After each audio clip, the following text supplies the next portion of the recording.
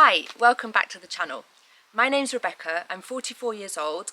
I am diagnosed with multiple sclerosis and I saw a radical upturn in my health since starting the carnivore diet a year ago. So the carnivore diet has obviously changed my life in ways that I couldn't possibly have hoped for or imagined. This is Stanley, he's my recently adopted dog. But it hasn't actually been easy. It was a somewhat spontaneous decision when I decided to start the diet, and in many ways it went against my morals and principles at the time. It hasn't always been an easy ride. So I wanted to talk today about the things that I find difficult about the diet, that I hate most about it. I've figured out five things that I really don't like about the carnivore diet. And the first thing is the issue of animal welfare.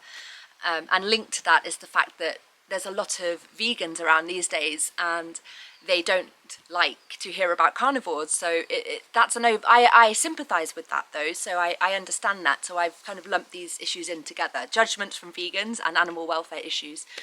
And it is a concern, You know, a lot of the meat that's available in supermarkets, you don't know where it's come from, you don't know how the animals have been treated, and it can be very, very difficult to square that up with the diet. So I've literally changed my entire life to try and deal with this issue.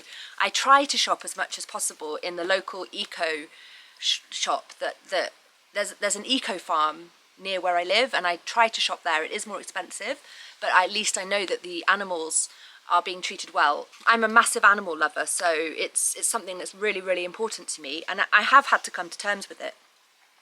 But that's why I've moved to a new area and started a new way of life, which is a homesteading lifestyle, so that I will be in control of the animals that I raise and I will be in control of the way that they are slaughtered. So it still doesn't sit right with me.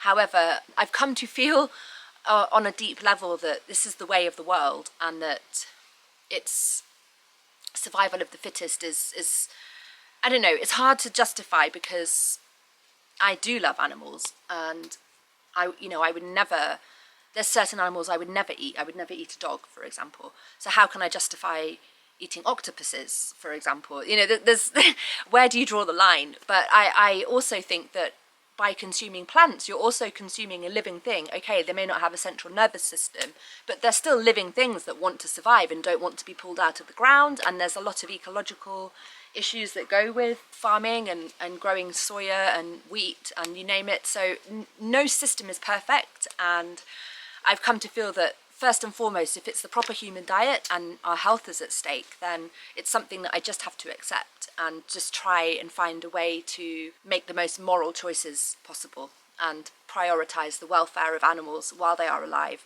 But yeah, it's something I dislike about the diet, you know, and having veganism being so in vogue at the moment. Half the world is vegan, and so it's quite difficult flying in the face of mainstream culture. That's number one. Number two is the expense of the carnivore diet. And it is true that when you are carnivore, you overall eat less. You're not snacking, you're not eating as often. Part of the diet is the fasting period. So I follow the 16-8 fasting routine. So 8 hours of the day in which I have an eating window, 16 hours in which I don't consume anything, and you're fuller for longer. So it's, in theory, possible to keep your costs down. But at the end of the day, when I was following a more carbohydrate-based diet, I could just live off a pack of dry chickpeas and some tinned tomatoes, and that is fundamentally cheaper. So it is something that I find difficult, and I'm not really sure how to deal with that other than, again, raising my own animals and trying to live more sustainably in that sense. There are ways to keep your costs down, but it is definitely something that can be quite difficult. And that leads into the third thing that I dislike about the diet is food storage. You have to go to the supermarket like twice as often as normal because everything you have is just kept in the fridge and it will go off. And it's quite difficult to store meat long term.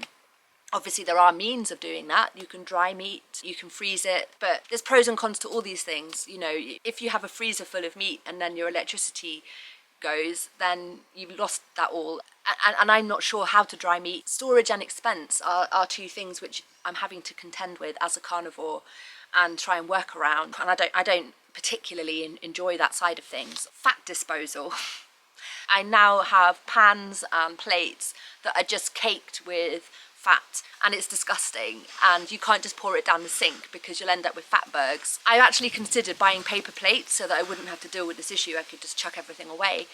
But I have got a system now, and that is that once I finish eating, I just pour water into a bowl or a plate and let it soak, and then I pour that away outside, and I use a paper towel, and then I do the washing up. There are people I know who let their dogs lick their plates, which is, I suppose, a great way to deal with the issue, but I can't bring myself to do that. I think that's disgusting. And I don't think I will ever be okay with letting the dogs lick the plates, although this dog, Stanley, has been very naughty and jumped up onto the surfaces and done it anyway. But yeah, he's not house trained, so there you go. So fat disposal, that's another issue. And related to that is that before, on my carbohydrate-based diet, I had lots of things to put on my compost pile, lots of veg trimmings and this and that, and now nothing can go on the compost pile because it's all animal products, and so that's a shame. Yeah, so fat disposal is something that I hadn't really anticipated when starting the diet, and I don't really enjoy. And then the fifth thing is it's boring. It's really boring sometimes. You get sick of the same food every day, and I'm not going to lie, I miss having a nice salad or some lovely vegetables. Actually, it's not the sugary foods that I miss. I feel like I've weaned myself off sugary foods, and I just don't need them. I don't need chocolate, I don't need pastries, I don't need bread even. But what I really miss sometimes is a nice fresh salad, especially in the heat of the summer. And I do miss vegetables, I love vegetables. But then at the same time, I'm open to the possibility of moving towards a more keto lifestyle where I do allow myself to eat vegetables and salad and maybe even fruit. I might experiment with that because I do have cravings sometimes. But at the moment, I just want to stick to doing the diet in a pure form because the overall benefit, and this is my concluding point, the overall benefit of the carnivore diet has been to restore my health and my strength and my able-bodiedness, and all of these downsides pale into insignificance when I think about that. I want to keep at the diet in its purest form, you know, for as long a time as I feel able, so that I can get as much benefit out of it as possible. And that's the bottom line for me. That's why I won't be stopping the diet despite all of these downsides, because when you've had your health taken away from you, you realise what a privilege it was to have it. And, you know, I think most people who have long-term sickness and disability would do anything to return to their former state of health. And that's why I'm happy to spread the word about the diet and strive to